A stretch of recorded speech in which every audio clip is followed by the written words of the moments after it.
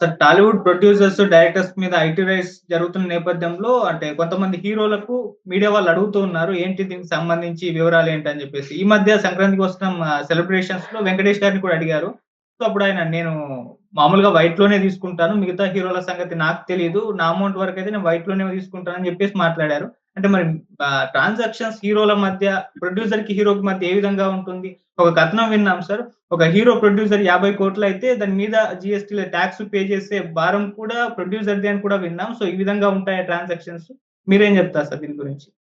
అంటే టాక్స్ భారముతో కలిపి రెమ్యూనరేషన్‌లు మాట్లాడేసుకుంటే హ్మ్. రిస్క్ లేదు అని కొంతమంది హీరోలు అనుకోవడం సహజం. ఓకే. అయితే రెమ్యూనరేషన్స్ కావచ్చు, ఏ ట్రాన్సాక్షన్ అయినా గానీ ఒక పర్సెంటేజ్‌లో నడుస్తుంది. హ్మ్. అంటే ఎంత బ్లాకు, ఎంత వైటు, 60-40 30-70 20-80 ఈ పద్ధతిలోనే నడుస్తుంది. అలాగే రెమ్యూనరేషన్ అనేది ఈ మెథడ్‌లోనే ఇవ్వడం లేదు చాలా సందర్భాల్లో. అంటే ఏరియా వైస్ హక్కులు ఇచ్చేస్తున్నారు. ఏదో ఒక ప్రాంతం తాలూకా హక్కులు హీరో గారికి ఇచ్చేసి, అక్కడ జరిగినటువంటి అమ్మకం తాలూకా డబ్బులు ఆయనకి వెళ్ళిపోతాయి. రెమ్యూనరేషన్ అనేది ఆ ఏరియా ఇచ్చేస్తే క్లోజ్. ఇక నిర్మాతకు ఏ సంబంధం ఉండదు. ఇప్పుడు ఒక్కొక్కసారి ఏం జరుగుతుందంటే వీళ్ళకి హీరోలకి ఇచ్చినటువంటి ఏరియాలో ఆ సినిమా పెద్ద హిట్ అయ్యి అంతకుముందు వాళ్ళకి అంతకుముందు సినిమా 30,00,000 చేస్తాయి. ఆ తర్వాత సినిమా ₹1,00,00,000 చేయొచ్చు. ఆ తర్వాత సినిమా ఫ్లాప్ అయి 10,00,000 చేయొచ్చు. అది ఆ హీరో బర్డెన్. ప్రొడ్యూసర్‌కి ఏం సంబంధం లేదు. ప్రొడ్యూసర్ ఆ ఏరియా ఇచ్చేస్తాడు అంతవరకే. నాకు నష్టం వచ్చింది కాబట్టి మీరు తిరిగి డబ్బులు ఇవ్వాలి అని అడిగేటువంటి పరిస్థితి డెఫినెట్‌గా హీరోకు ఉండదు. కాబట్టి ఈ ఏరియాలు ఇవ్వటము అనే పద్ధతి కూడా చాలా కాలంగా జరుగుతోంది. ఈ రోజున కొత్త కాదది. అలాగే ఇప్పుడు ప్లాట్‌ఫార్మ్స్ వచ్చినాయి. ఓటీటీలు వచ్చినాయి. ఇతర శాటిలైట్‌లు వచ్చినాయి. వీటిలో కూడా ఇస్తున్నారు. అంటే శాటిలైట్ డబ్బులు మీకు, లేకపోతే ఓటీటీ డబ్బులు మీకు ఇలాంటివి. అలాగే హిందీ రైట్స్ హక్కులు మీకు, లేకపోతే తమిళ్ హక్కులు మీకు ఇలా కూడా చేస్తున్నారు. ఇలా ఏదో ఒక చోట వాళ్ళకి అమౌంట్ అయితే వచ్చేస్తుంది.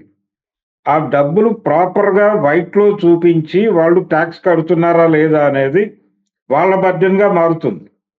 అలా కాకుండా స్ట్రెయిట్ అవే డబ్బులు తీసుకెళ్ళి ఇవ్వటము అనే కార్యక్రమం చాలా తక్కువ హీరోల దగ్గరే నడుస్తోంది.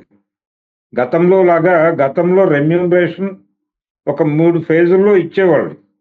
అడ్వాన్స్ ఇచ్చేవాళ్ళు, మధ్యలో కొంత ఇచ్చేవాళ్ళు, షూటింగ్ కంప్లీట్ అవ్వడానికి ముందు పూర్తిగా సెటిల్మెంట్ చేసేవాళ్ళు.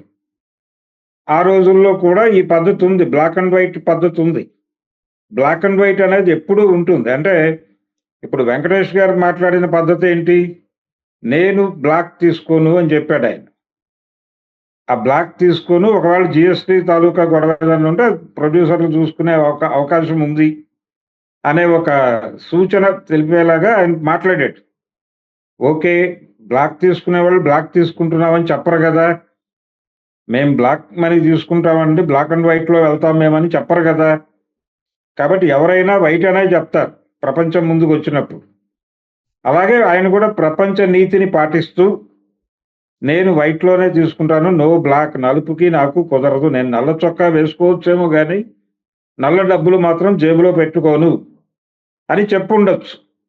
ఎవరైనా చెప్తారు. కానీ ట్రాన్సాక్షన్ జరిగేటప్పుడు జరిగే విధానం ప్రపంచం అంతా ఎలా వ్యవహరిస్తుందో వీళ్ళు అలాగే వ్యవహరిస్తారు. దీన్ని ఏదో ప్రాపర్టీ రూపంలో ఇవ్వచ్చు వాళ్ళు. ప్రాపర్టీ రూపం అంటే ఎక్కడో చోట ఏదో స్థలం ఉంటుంది. ఆ స్థలం మీకు ఇస్తామని చెప్పొచ్చు. ఇలా కూడా జరుగుతాయి.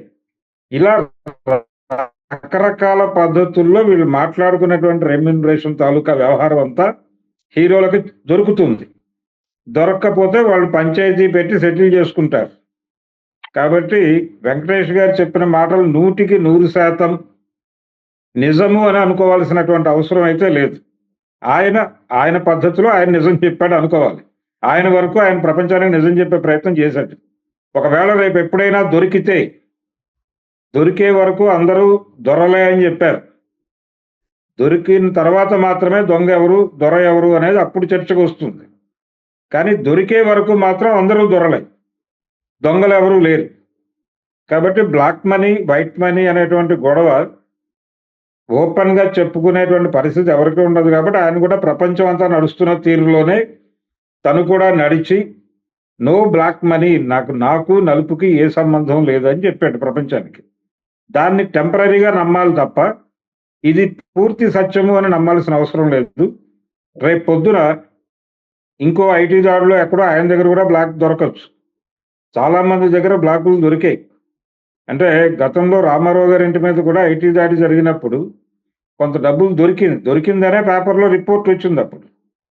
దొరకలేదని వారు సినిమాలో చెప్పుకున్నారు గానీ, రామారావు గారి బయోపిక్‌లో దొరకలేదని చెప్పుకున్నారు గానీ, అప్పుడు పేపర్‌లలో దొరికినట్టుగా నమోదయింది కూడా.